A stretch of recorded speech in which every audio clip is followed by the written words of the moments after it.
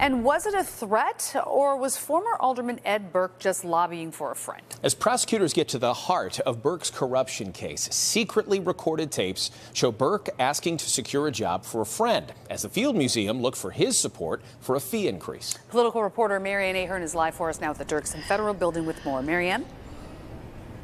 Good evening to both of you. Yes, today Burke's trial does focus on those interactions with the Field Museum and the secretly recorded tapes where he says at one point that he read them the riot act when he had requested a job for one of his friend's daughters.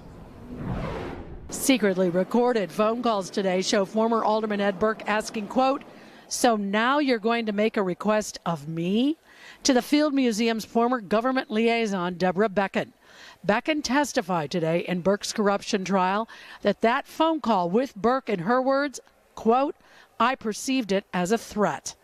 Burke had previously called the Field Museum on behalf of former Alderman Terry Gabinski's daughter. No calls back to Burke were returned.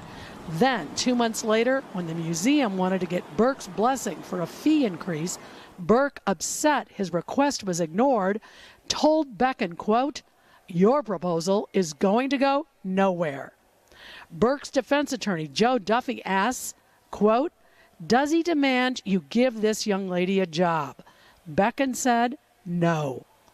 Duffy also points out that the museum wanted Burke's silence on the fee increase, and Becken agreed, quote, "We wanted as little controversy as possible."